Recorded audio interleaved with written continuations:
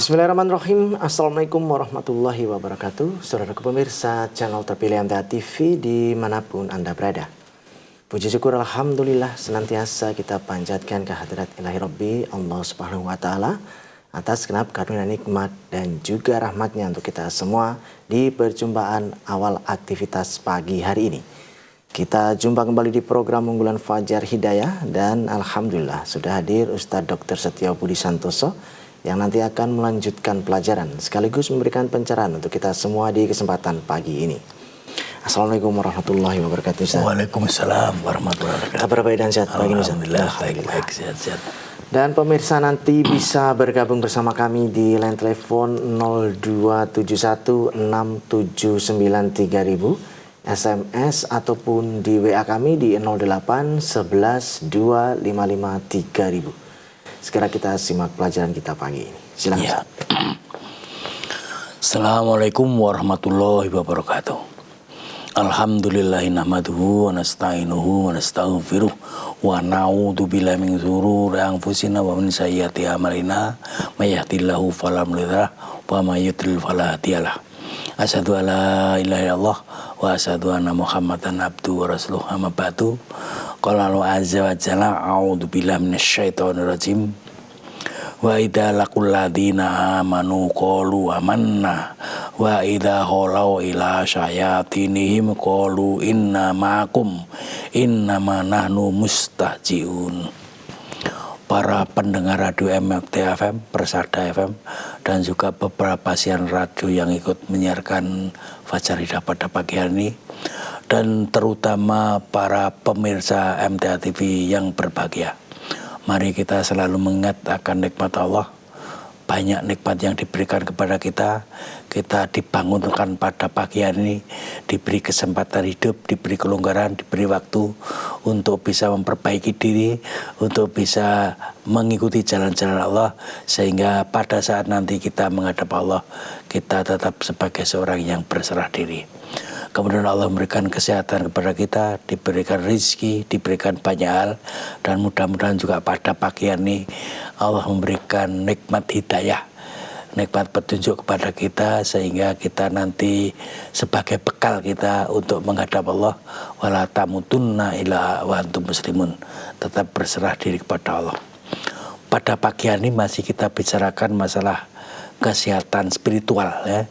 Karena memang sehat itu bisa dilihat dari secara fisik, bisa dilihat dari jiwa, bisa dilihat dari sosial, dan bisa dilihat dari spiritual. Sudah saya sampaikan banyak hal tentang ciri-ciri sehat secara spiritual. Kemudian sudah kita bicarakan sifat-sifat atau penyakit-penyakit spiritual yang sudah kita bicarakan tentang kekafiran misalnya, atau kemunafikan. Banyak ciri-ciri yang sudah saya sampaikan kemarin. Pada pagi ini kita lanjutkan sifat ciri orang munafik yang ketujuh, yaitu ajur-ajir. Memang yang namanya ajur-ajir itu falsafah Jawa mungkin. Sebenarnya arti ajur-ajir itu positif kalau memang dia berbaur, dia yang melaksanakan mancing ajur-ajir itu memasuki berbaur tetapi tidak kehilangan jati diri. Tetapi orang munafik itu ajir-ajirnya kehilangan jati diri, ya. Ajur itu hancur, ajar itu mencair, ya. Dalam Jawa namanya mancing ajur-ajir itu berbaur, memasuki perbauran tetapi tidak kehilangan jati diri. Itu falsafah yang bagus. Tetapi orang munafik ini ajur-ajurnya berbaur tetapi kehilangan jati dirinya. Tadi saya bacakan di surat Al-Baqarah ayat 14 tadi. Dan apabila mereka berjumpa dengan orang yang beriman, mereka mengatakan kami beriman. Jadi kalau bersama-sama orang yang beriman itu kelihatan seorang yang beriman. Ya rajin ibadah, ya pakaiannya seperti orang yang beriman, ya perilakunya kelihatannya seperti orang beriman. Dan bila mereka kembali kepada setan-setan mereka, ya mereka mengatakan sesungguhnya kami sependirian dengan kamu, kami hanyalah olok-olok. Jadi kalau bersama dengan orang kafir, bersama orang yang fasik, bersama orang yang rusak atau setan-setan mereka, itu mengatakan saya itu beriman hanya pura-pura. Ya, saya bersama kamu, saya sependirian dengan kamu. Maka saya itu hanya pura-pura sebagai orang yang beriman. Itulah sifat munafik. Mestinya, harusnya kalau ajar-ajar yang benar itu, kalau saya orang yang beriman, bersama orang yang beriman, saya tetap beriman. Kalau saya bersama orang kafir, bersama orang munafik, bersama orang fasik, saya tetap beriman. Itu yang paling benar, harusnya begitu. Tapi orang munafik itu kalau bersama orang yang beriman mengatakan beriman, tetapi kalau bersama setan-setan mereka, artinya orang-orang kafir atau orang-orang fasik, mereka mengatakan sesungguhnya saya sependirian dengan kamu. Artinya saya itu juga kafir. Kami mengikuti orang-orang mukmin itu hanya Allah. Di ayat yang lain surat Mumtahanah ayat 1 ya, yang artinya saya bacakan, hai orang-orang yang beriman, janganlah kamu mengambil musuhku dan musuhmu menjadi teman-teman setiamu yang kamu sampaikan kepada mereka berita-berita Muhammad karena rasa kasih sayang. Jadi sebenarnya seharusnya orang itu harus jelas ini musuh, ini teman. Ya. Artinya kalau teman itu sesama umat Islam, sama orang mukmin itu namanya teman. Tetapi kalau setan-setan artinya orang kafir atau orang munafik itu musuhmu. Itu jangan sampai kita itu ya dengan orang yang beriman bersaudara, tapi dengan orang kafir pun bersaudara. Artinya sama. Padahal yang satu istilahnya memang kuah Islamiyah karena keimanannya, yang satu musuh, terutama setan-setan itu. Maka mereka itu memberikan atau memberitakan tentang berita Muhammad. Padahal sesungguhnya mereka telah ingkar kepada kebenaran yang datang kepadamu. Mereka mengusir Rasul dan mengusir kamu karena kamu beriman kepada Allah. Jadi cirinya orang kafir tadi tidak ada rasa kasihan dan orang mukmin. Yang berikutnya dia ingkar kepada kebenaran, ingkar kepada Allah, iman kepada Rasul, ingkar kepada Al-Quran, ingkar kepada sunnahnya, dan bahkan mengusir kamu dan Rasul karena beriman. Ya. Jadi cirinya orang munafik tadi mengusir, memusuhi, karena kita beriman kepada Allah itu. Jadi jangan jadikan teman itu. Jika kamu benar-benar keluar dari berjihad di jalan Allah dan mencari keridhaannya, mestinya kamu ya tidak seperti itu. Artinya tidak berteman dengan orang itu. Kamu memberitahukan secara rahasia berita-berita Muhammad kepada mereka karena rasa kasih sayang. Aku lebih mengetahui apa yang kamu sembunyikan, dan apakah yang kamu nyatakan. Barang siapa di antara kamu yang melakukan itu, berarti mereka telah sesat jalan yang lurus. Jadi sebenarnya ikut pasukannya orang mukmin, tetapi rahasia-rahasianya itu ya disampaikan kepada musuh-musuhnya orang mukmin. Ya. Dulu namanya orang musyrik kafir Quraisy itu musuhnya Islam. Ya, orang mukmin bergabung menjadi sahabat bersama Rasulullah. Tapi orang munafik ini menjalin hubungan dengan orang kafir Quraisy, musyrik Quraisy, dan rahasia-rahasia orang mukmin disampaikan. Padahal mereka zahirnya mengikuti Nabi, mengikuti sahabat, tapi ternyata rahasia itu, terutama kejadian terjadi di Madinah. Ya. Pada saat di Madinah banyak orang-orang yang munafik ini, ya, kalau bersama orang-orang Islam dia bersatu bersama orang Islam, tapi kalau bersama setan-setan mereka atau musuhnya Islam, mereka membocorkan rahasianya umat Islam atau berita-berita itu. Di surat Al-Baqarah 76 juga diterangkan, dan apabila mereka berjumpa dengan orang yang beriman, mereka berkata, kami pun telah beriman. Jadi kalau bersama orang yang beriman, ya kelihatan orang yang beriman. Ya, mungkin bajunya, mungkin kelompoknya itu. Jadi kelihatan seperti orang beriman betul. Karena ya kumpulan dengan orang yang beriman. Tetapi apabila mereka berada sesama mereka, lalu berkata, apakah kamu menceritakan kepada mereka, kepada orang mukmin itu, apa yang telah kami diterangkan kepada Allah kepadamu, supaya dengan demikian mereka dapat mengalahkan hujahmu di hadapan Tuhanmu. Tidaklah kamu mengerti. Jadi kalau bersama dengan teman-teman mereka, setan-setan mereka itu, ya, kamu apakah membocorkan berita ini, memberikan rahasia ini gitu. Tadi dia itu ya punya rahasia, terus orang munafik tadi ya saling mengatakan, apakah kamu membocorkan berita ini, membocorkan rahasia kita ini. Kita itu orang munafik ya, kita itu memusuhi Islam itu. Di surat At-Taubah 56 artinya, dan mereka orang-orang munafik bersumpah dengan nama Allah bahwa sesungguhnya mereka termasuk golonganmu. Padahal mereka bukanlah dari golonganmu, akan tetapi mereka adalah orang-orang yang sangat takut. Jadi orang munafik itu ya bersumpah, saudara orang yang beriman, seolah bersama kelompokmu. Ternyata sebenarnya padahal mereka itu bukan golonganmu, tidak termasuk golongan orang yang beriman. Itu artinya kalau kelihatannya, akhirnya fisiknya kelihatan seperti ulama, ya. Dalam YouTube contoh ada ya orang berbaju ulama, pakai supiah, pakai terus ternyata mencuri sepeda motor. Jadi di syuting, dalam syutingan itu seorang berbaju ulama tapi mencuri sepeda motor dalam CCTV itu. Yaitu kelihatannya ulama tapi ternyata bukan. Dan sesungguhnya mereka hampir-hampir memalingkan kamu dari apa yang telah kami wahyukan kepadamu. Surat Isra ayat 73. Jadi orang kafir itu, orang munafik tadi bisa memalingkan kamu dari apa yang diwahyukan kepadamu, yaitu Al-Quran. Agar kamu membuat yang lain secara bohong terhadap kami. Dan kalau sudah begitu, tentulah kamu menjadi mengambil kamu menjadi sahabat yang paling setia. Jadi bagaimana dibuat cara atau dibuat ya tuntunan yang tidak sama dengan tuntunan Allah. Artinya yang diwahyukan kepadamu kan Al-Quran. Tapi orang-orang munafik itu membuat itu secara bohong. Sehingga mereka itu kalau sudah berhasil kamu bersama mereka, maka kamu dijadikan sahabat yang setia ya. Karena sudah berpaling dari kebenaran itu.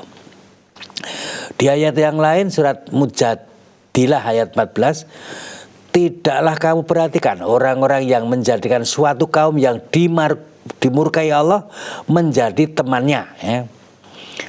Jadi apakah kamu tidak memperhatikan orang-orang yang dimurkai Allah menjadi teman mereka orang-orang munafik tadi. Orang-orang itu bukan dari golongan kamu dan bukan dari golongan mereka juga. Mereka bersumpah untuk menguatkan kebohongannya, sedang mereka mengetahui. Jadi ini memang yaitu orang munafik tadi, ajur-ajur tadi kesana kemari berbaur. Ya, mestinya harusnya berbaur itu tetap jati dirinya dipertahankan. Tapi orang munafik tadi berbaur tetapi jati dirinya hilang ya. Kalau bersama orang-orang iman kelihatan orang beriman, artinya berbaur dengan orang beriman kelihatan beriman. Tapi berbaur dengan orang kafir, berbaur dengan orang fasik nggak kelihatan imannya ya. Jadi bersama mereka itu berbaur ajur-ajar tadi, ajurnya ajur rusak, ajarnya mencair. Jadi bersama mereka berarti campur dengan jelek-jelek itu. Apakah kamu tidak memperhatikan orang-orang yang mengaku dirinya telah beriman kepada apa yang diturunkan kepadamu dan kepada apa yang diturunkan sebelum kamu? Ada orang yang mengatakan beriman kepada kitab-kitab Al-Quran dan juga kitab-kitab sebelumnya ya. Jadi dohirnya begitu, mengatakan begitu. Mereka hendak berhakim kepada togut lah. Ternyata dia mengikuti togut ya. Togut itu apa yang memusuhi umat Islam dan memusuhi Nabi itu. Kemudian padahal mereka telah diperintah mengingkari togut itu. Dan setan bermaksud menyesatkan mereka dengan penyesatan yang sejauh-jauhnya. Jadi mestinya harusnya kita mengingkari keyakinan atau yang orang menetapkan hukum berdasarkan hawa nafsu, atau orang yang menyembah berhala-berhala itu taghut ya. Pokoknya Tuhan selain Allah adalah taghut. Kalau mereka mengikuti itu berarti orang kafir atau orang munafik tadi. Yang orang kafir biasa, tapi kalau orang munafik itu zahirnya berbaju Islam, berbaju mukmin, tapi keyakinannya atau hatinya tidak seperti orang mukmin pada umumnya. Bahkan orang munafik itu ada yang membuat masjid ya. Membuat masjid pada saat zaman Nabi ada membuat masjid Ghoror itu. Orang-orang munafik itu mendirikan masjid untuk menimbulkan kemudaratan orang mukmin. Ya, jadi dia membuat masjid tetapi bukan membuat manfaat, tetapi membuat madaratnya bagi orang-orang mukmin untuk menjadi kekafiran dan memecah belah di antara orang mukmin. Jadi fungsinya masjid tadi untuk didakwai, untuk ya istilahnya apa ya, terutama perilaku kemusyrikan ya, keyakinan pemusyrikan. Walaupun zahirnya masjid besar, tetapi masjidnya penuh dengan kemusyrikan. Atau membuat masjid tapi untuk memecah belah umat Islam, memecah belah umat mukmin, untuk mengadu domba, untuk memusuhi. Jadi itulah orang munafik. Orang munafik kalau membuat masjid untuk memusuhi orang mukmin yang lain itu.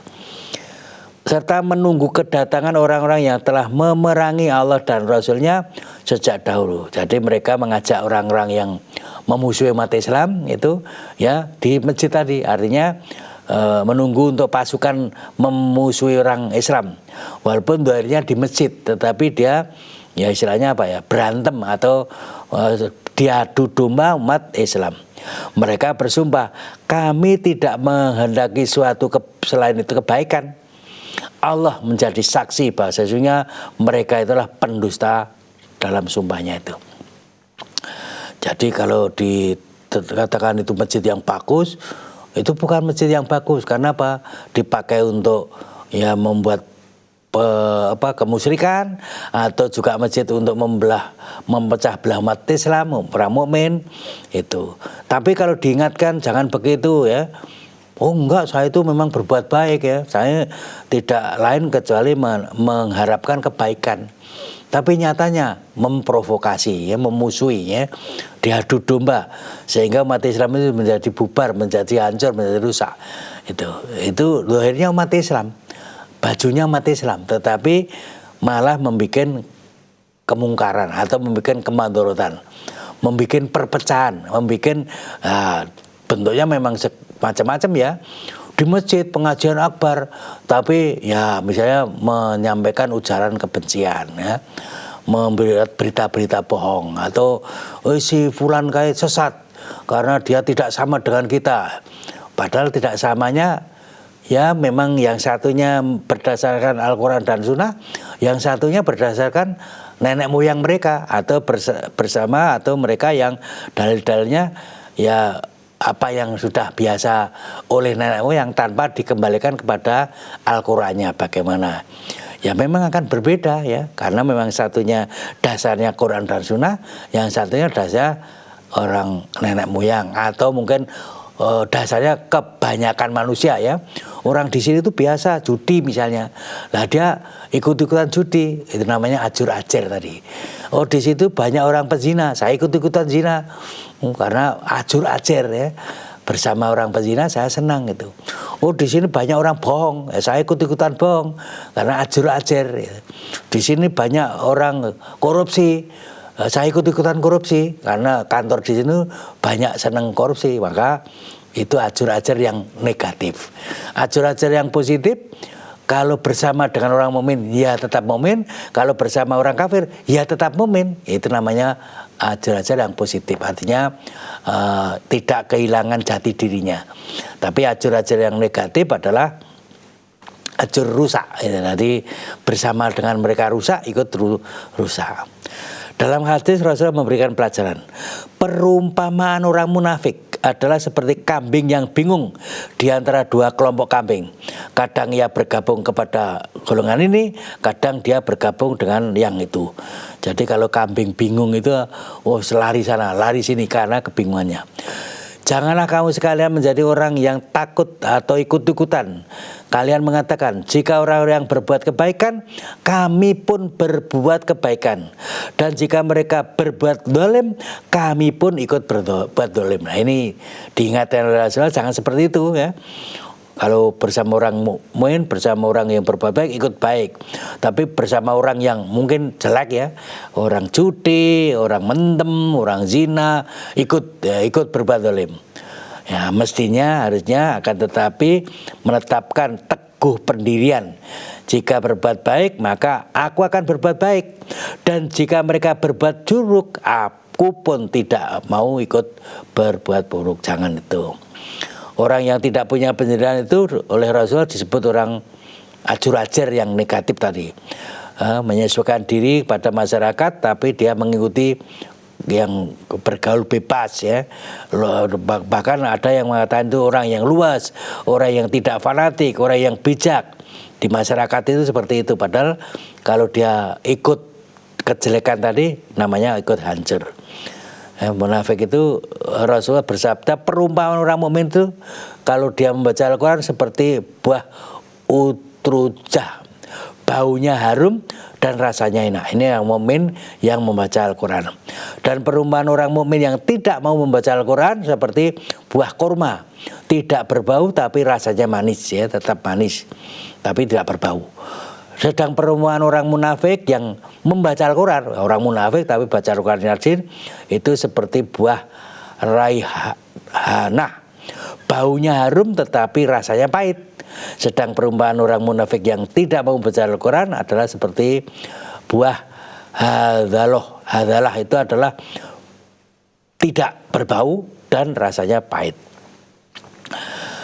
Ya, itulah beberapa ciri-ciri orang munafik tadi. Sehingga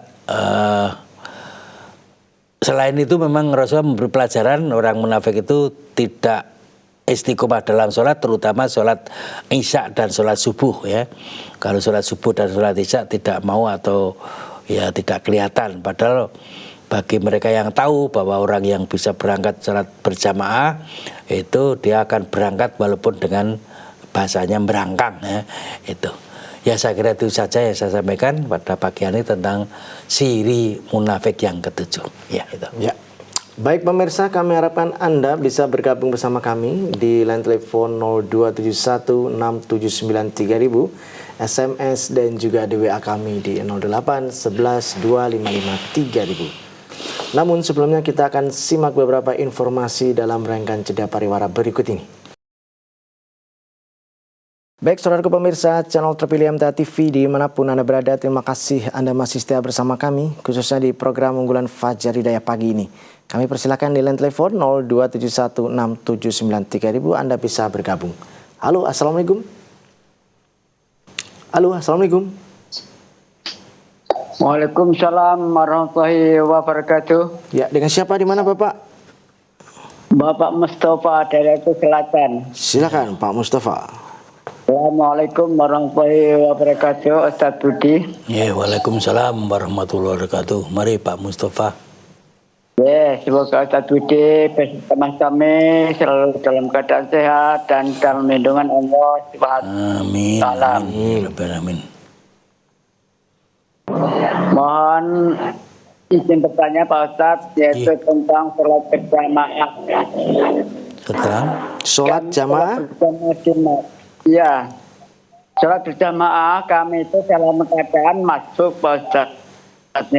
Nah, contohnya kita sholat maghrib. Bagi jamaah yang dulu sudah dapat yaitu rakaat pertama, tapi saya masuk ketinggalan tinggal sebagian bacaan surat-suratnya. Berarti itu kan masih belum sempurna sholat saya dalam satu rakaat pertama Pak Ustaz. ya. Nah, setelah rakaat yang ketiga, bagi jamaah yang dulu kan sudah salam. Ya. Kemudian saya berdiri menambah satu rakaat lagi. Jadi berarti saya masih masuk dalam rakaat kedua Pak Ustaz.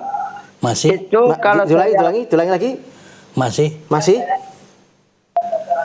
Ya masih. Saya kan Berarti? masih menentukan satu rakaat berikutnya. Iya, tambah berarti. Nah, Terus?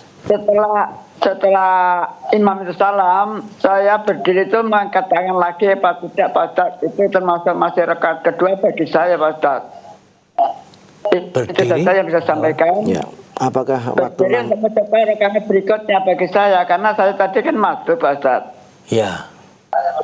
Jadi saya apakah harus mengangkat tangan dalam takbir yang rakaat berikutnya Pak Ustaz?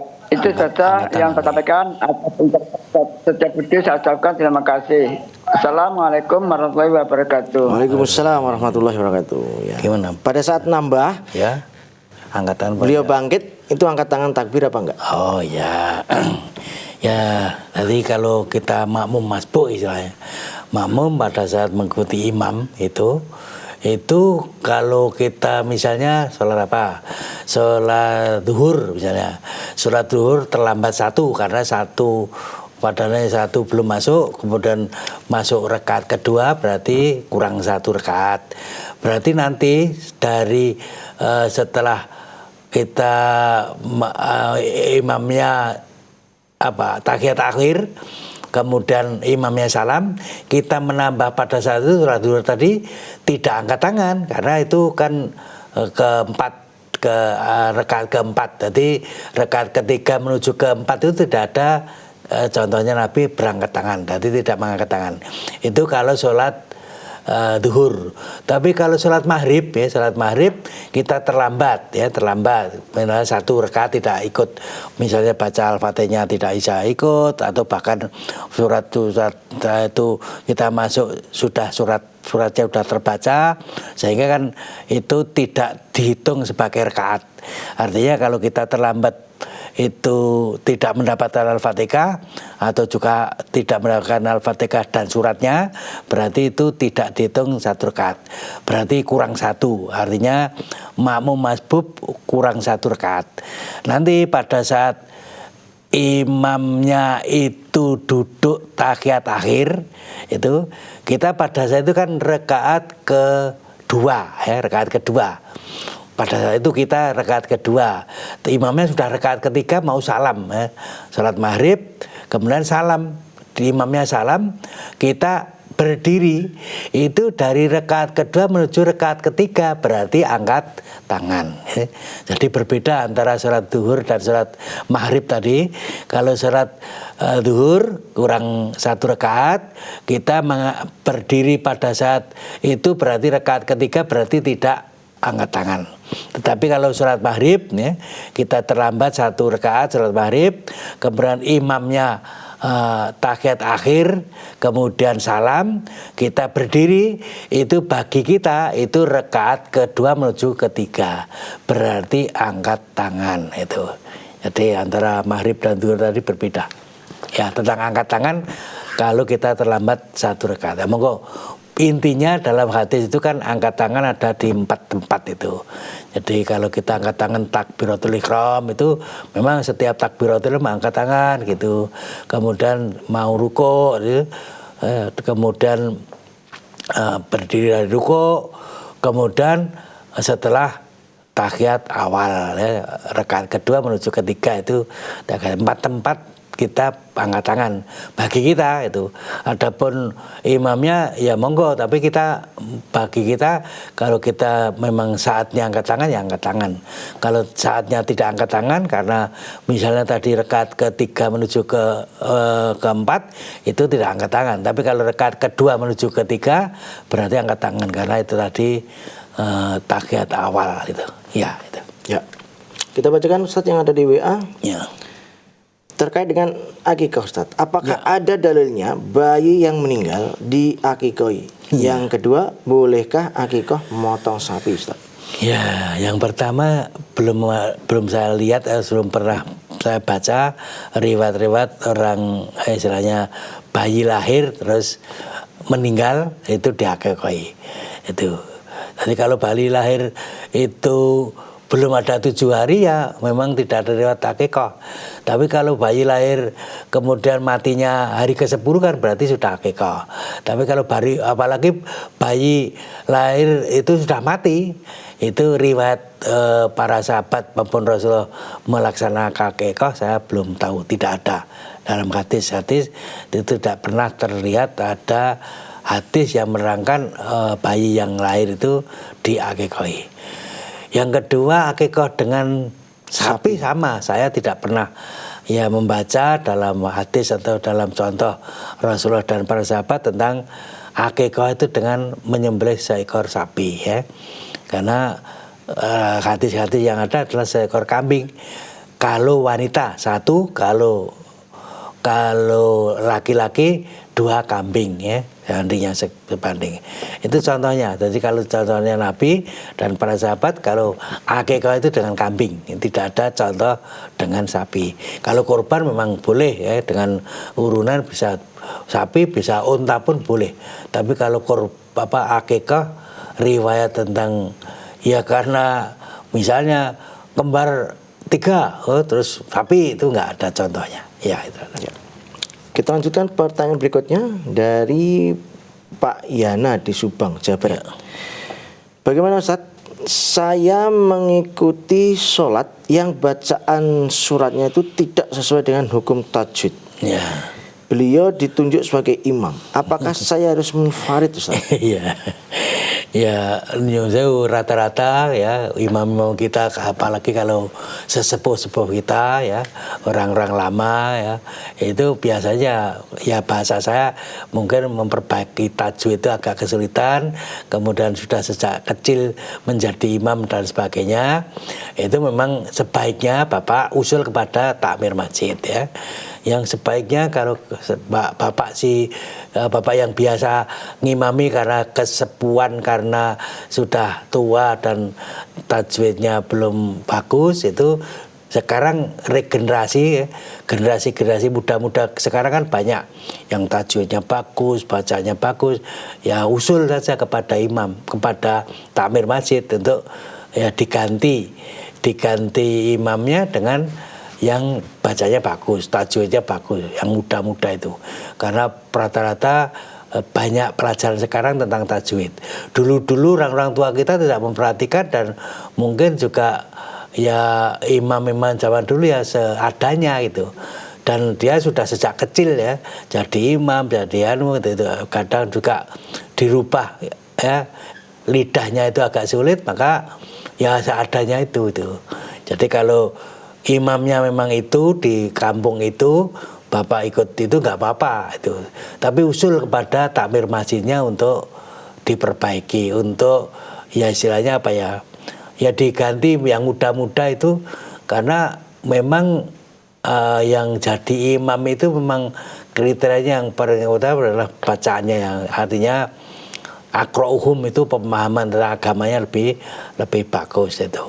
Tadi usul saja kepada takmir masjid, tidak perlu mufarokoh, tidak perlu menyendiri ya, tetap bergabung dengan sesama umat Islam ya itu. Ya. Kami kembalikan di line telepon, kami persilahkan di 6793000. Halo, assalamualaikum. Ya baik, kita lanjutkan Ustaz. Ya. Dari saudara kita yang ada di Wonosobo. Saya lompati ya.